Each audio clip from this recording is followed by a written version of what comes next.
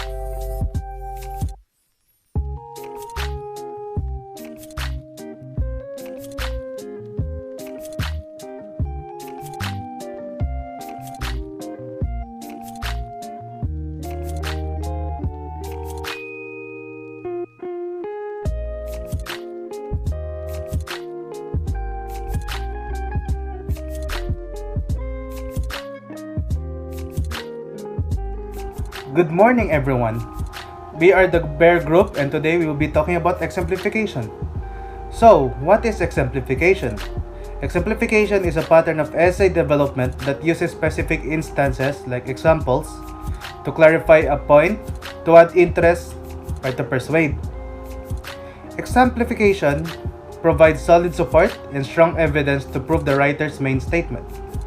By supplying specific examples, the writer adds additional who, what, when, where, why, and how information to elaborate on the main idea of a paragraph or essay. Good examples are logically related to the topic and provide the mental imagery needed by the readers to make important connections. Making these connections with suitable examples is important so that the author's intended meaning, difficult concepts, or unfamiliar ideas are made known and clearly understood. The examples can be organized chronologically, spatially, from the simple to complex, or with the emphatic order which moves from the first example to the one that is most important.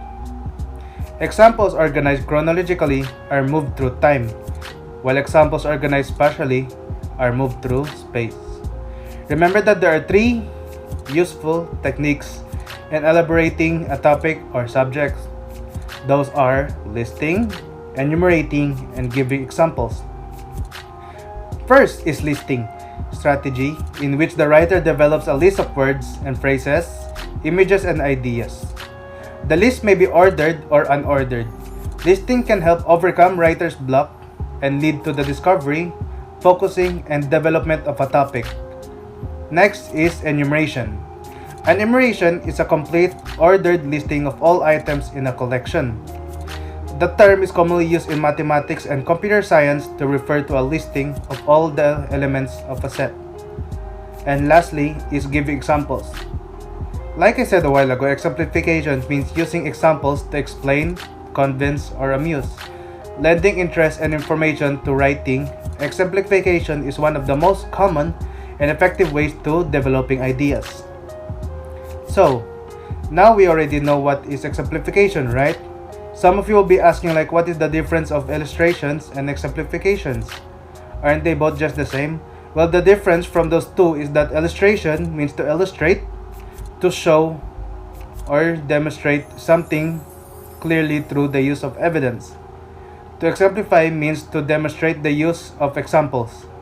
So, that's it about exemplification. So let's move on, shall we?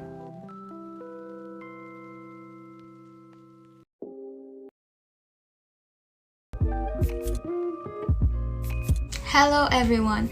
Today we will be reading a sample text that makes use of exemplification so we can further understand what it is.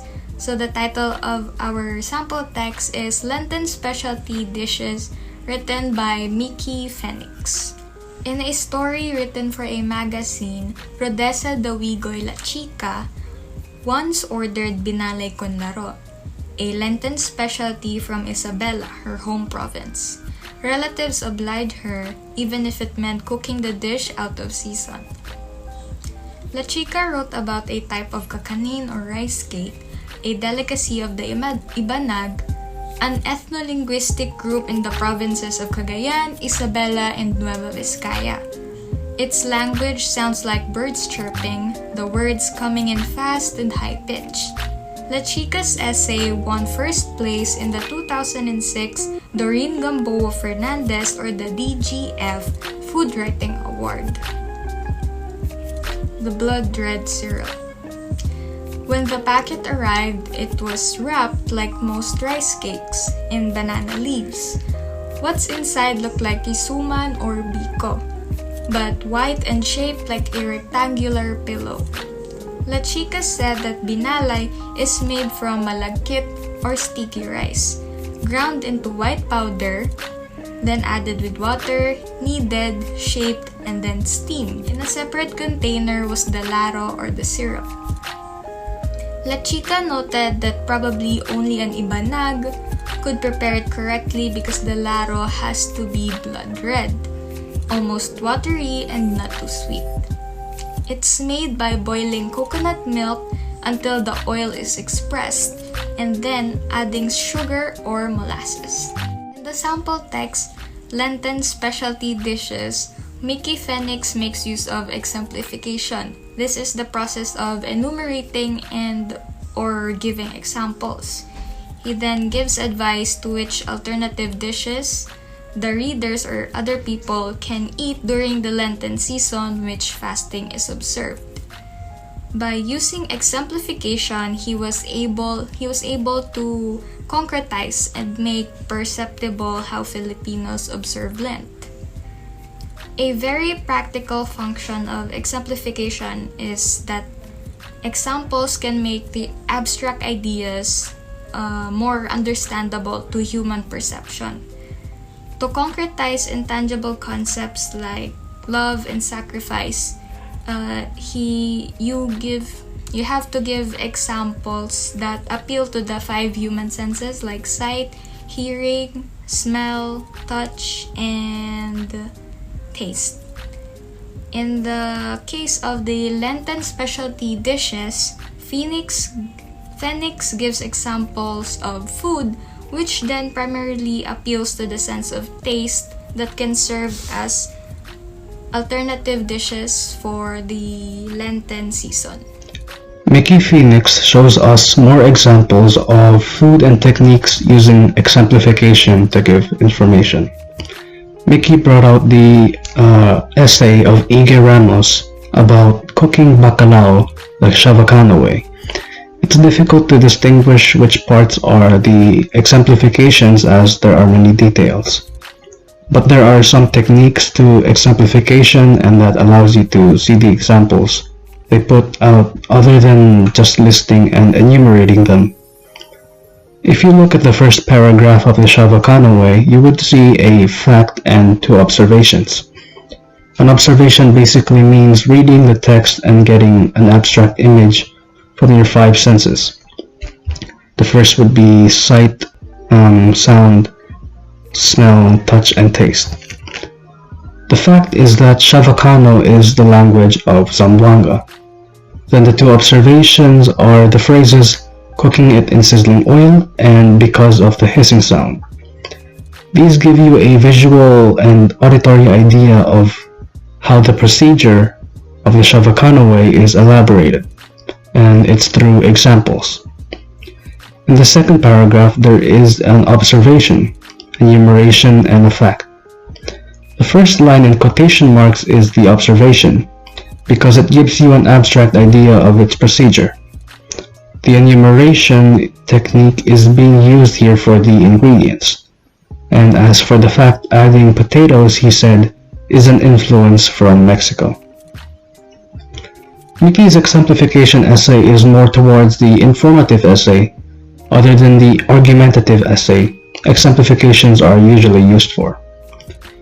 Skipping towards the sixth paragraph, Mickey elaborates what a family bacalao is by, again, giving examples of visual images through text. Chunks of cod with golden orange oil, where potatoes fried in olive oil and lots of chickpeas were served on the side with cabbage and other green vegetables dressed in olive oil and vinegar. Lastly, Mickey includes an exemplification of Digon Vocalan, who found alternative ways of cooking sardines. The enumeration is as follows. Vocalan said that the sardine was used to flavor pancit sotanghon, or rolled in lumpia wrapper, or served as soup by adding water to the already rich flavors of sardine sauce. Mickey ends it with his own example of his sardine recipe. As you can see that Mickey includes Digon Vocalan's alternative ways of cooking sardines through enumerating and listing those various ways. Those are the examples of exemplification.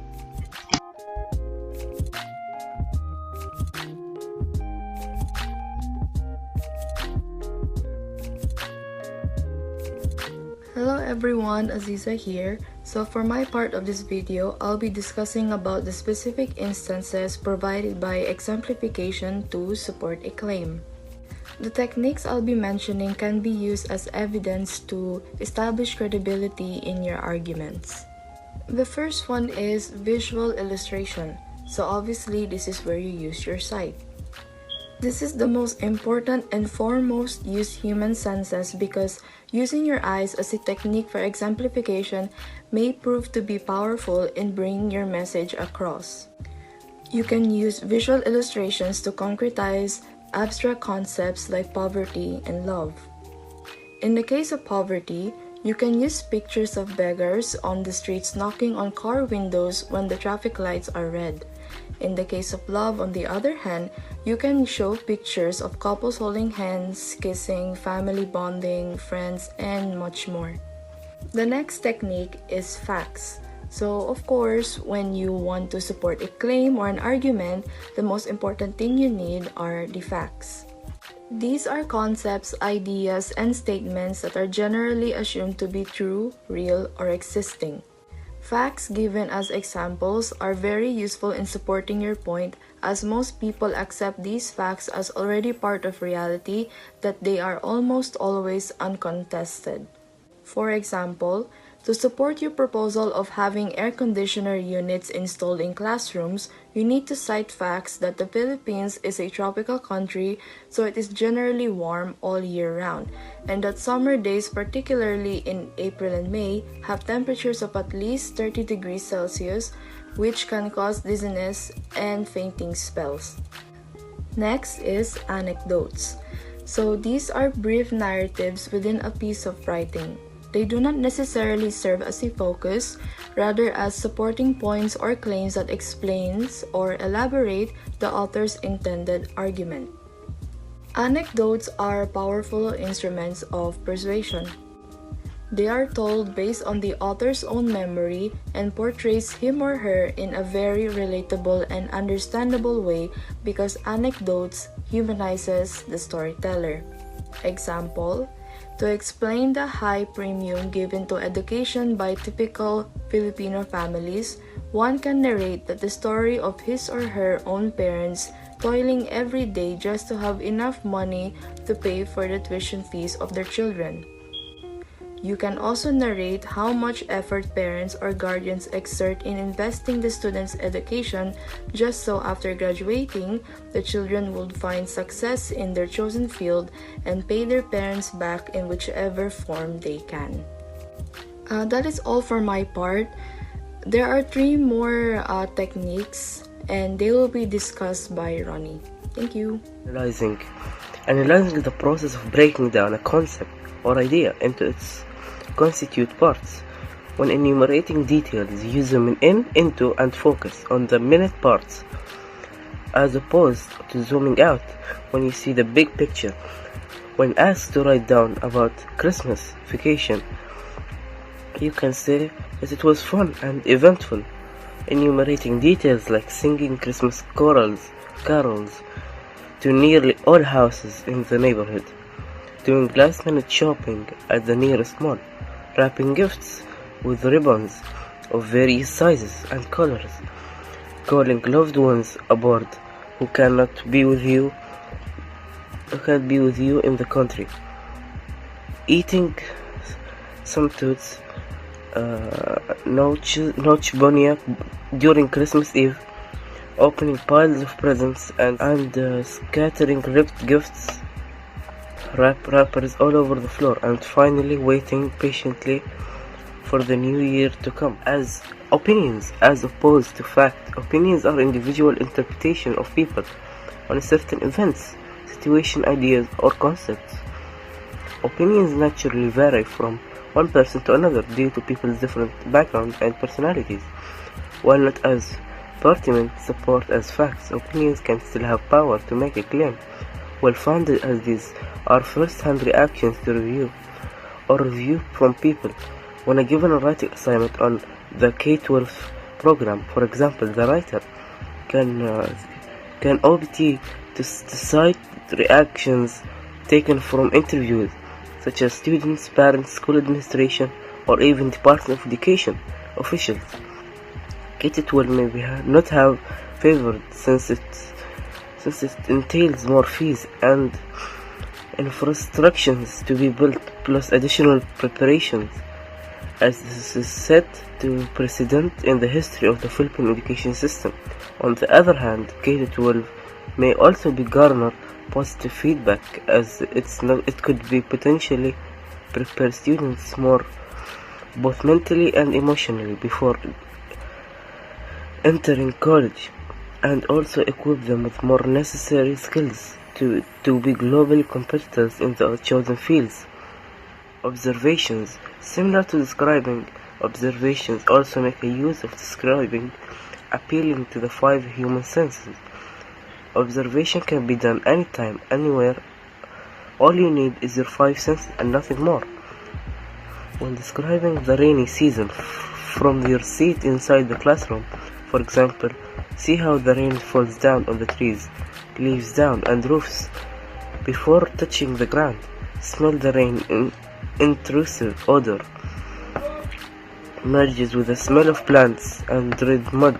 Taste the food that you would want to eat in this cold and damp weather. Hear the pitter-patter of the rain against every surface it descends upon, and feel how the wind wipes your face and how cool the drops are when they find their way on your own skin. Thank you.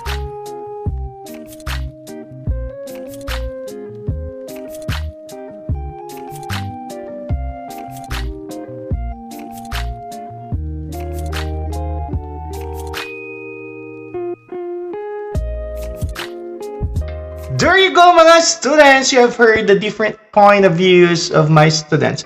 So if you want to share your thoughts and opinions too, please comment down, and don't forget to hit the notification bell in order for you to be updated if I have new videos. And don't forget to subscribe, because as I usually say, subscribe now, laugh, and learn later. Once again, ito na naman ang iyong gurong vlogger ng Kuwait, guro sa umaga, YouTuber, and live streamer paggabi, saying God bless you all and always keep safe. Bye-bye!